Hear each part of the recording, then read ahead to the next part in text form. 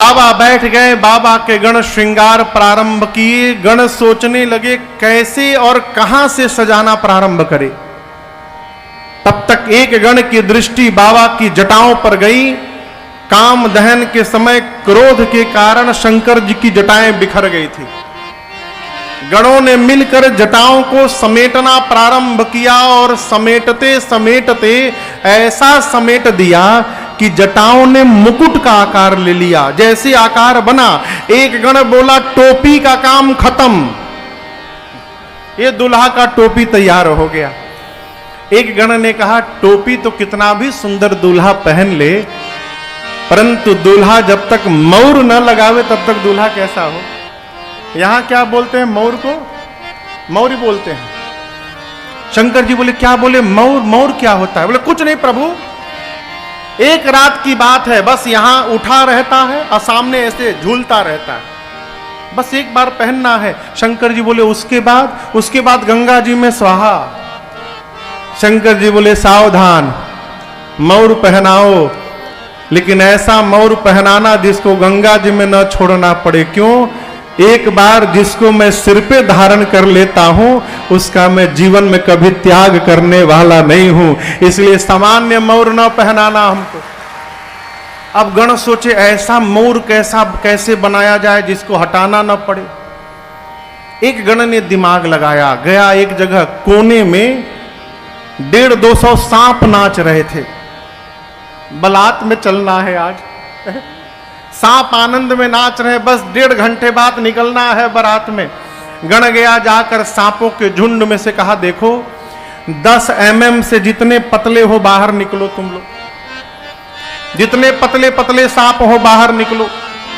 एक साथ 50-60 सांप निकल गए। उसमें से सुंदर सुंदर लंबे लंबे सांपों को निकाल के 25-30 सांपों को गण ने निकाला, सबको पकड़ के सिर के पास बांधा और लाकर बाबा की जटाओं में ऊपर से पहना दिए। सर्पों ने अपना अपना फन फैला लिया सिर ऊपर और सबके पूंछ बाबा के चेहरे के आगे झूलने लगे। गण बोले ये हुआ ना मौर, ऐसा मौर कौन पहना होगा दुल्हा दुनिया का आज तक। शंकर जी बोले एकदम असली चीज तुम पहनाए हो हमको। सर्प यानी काल। आज संसार को पता चलेगा जो काल को भी आभूषण बनाने की शक्ति रखता है वही कालों का काल महाकाल है। ये मेरा वास्तविक परिचय बताया तुम लोगों ने। सांप का मौर बना। अब श्रृंगार दर्शन करिए। कान में कुंडल सांप का, कुंडल कंकन पहिरे ब्याला। कान में कुंडल सर्प का, हाथ में कंगन और बाजूबंद सर्प का। लेकिन ध्यान रखिएगा ये गण बड़े चतुर हैं, मैचिंग का पूरा ध्यान रखे हैं। ऐसा नहीं कि यहां पीला लगा दिए यहां हरा लगा दिए ना। जैसा कान दाहिने में वैसा बाएं में करकोटक और कुल्की नामक सर्प से कुंडल बना, दोनों देखने में एक जैसे। कंबल और अश्वतर नाम के सर्प से कंगन बना, दोनों एक जैसे। शंख और पद्म नाम के सर्प से बाजूबंद बना यहां पर बाबा के। वासुकी सर्प को यज्ञोपवीत बनाकर सीने पर गणों ने लपेट दिया। कहा यह दुल्हा सरकार का यज्ञोपवीत है जनेऊ। क्या? वासुकी सर्प। कान में सांप, सिर पे सांप, गले में सांप, हाथ में सांप, छाती पे सांप, सांपे सांप। एक गण ने कहा कि आभूषण तो पहन लिए दूल्हा सरकार, अब थोड़ा पाउडर लग जाए। अरे नहीं फेशियल हो पा रहा है, पाउडरे लग जाए। कैलाश में कहां से पाउडर आएगा हो। एक गण बोला रुको अभी व्यवस्था करता हूं। दौड़ कर गया स्मशान। एक चिता शांत भई थी, चिता के भस्म को गण ने उठाकर लाया और सिर से पांव तक बाबा के शरीर पर गणों ने भस्म का लेपन कर दिया। अब आप दर्शन करिए, बाबा पहले से गोरे हैं। कई लोग शंकर जी का फोटो सांवला बना देते हैं, बोल कर भी नहीं। बाबा सांवले नहीं है। कर्पूर गौरम करुणावतारम संसार सारम भुजगेन्द्रहारम सदा वसंतम हृदयारविंदे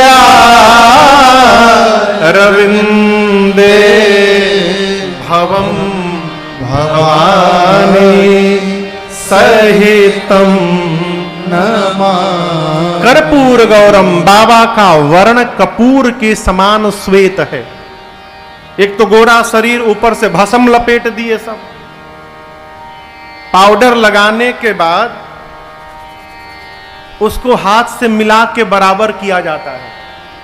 गणों ने मिलाया वलाया नहीं, कोई कोई छाप दिया।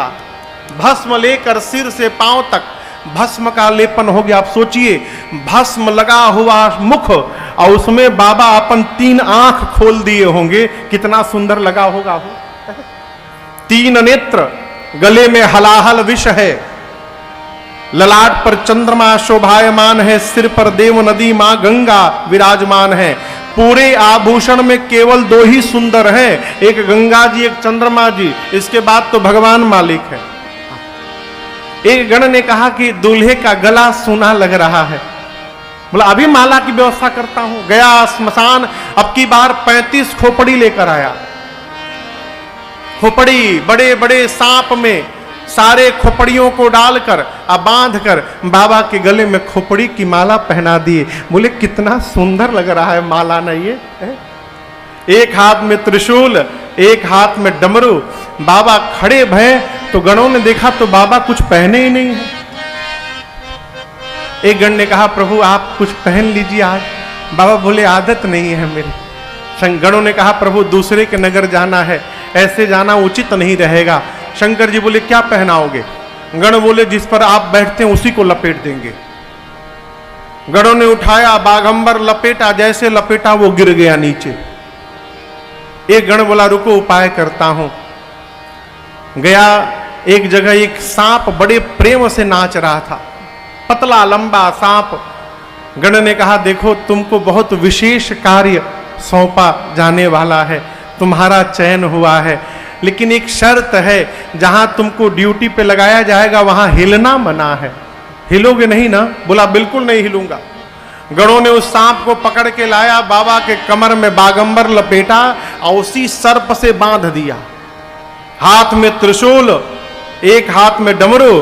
अरे कर त्रिशूला आरुटा मारो विराजा, कर त्रिशूला आरुटा मारो विराजा।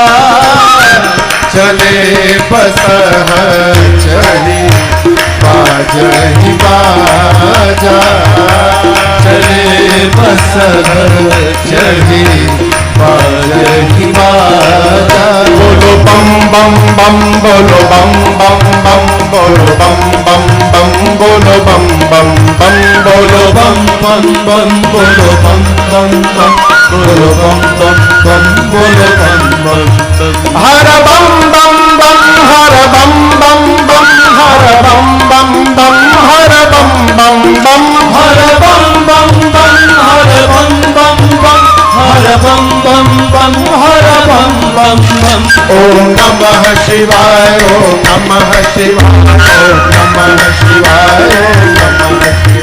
ओम नमः शिवाय, ओम नमः शिवाय, ओम नमः शिवाय, ओम नमः शिवाय, ओम नमः शिवाय, ओम नमः शिवाय, ओम नमः शिवाय, ओम नमः शिवाय, ओम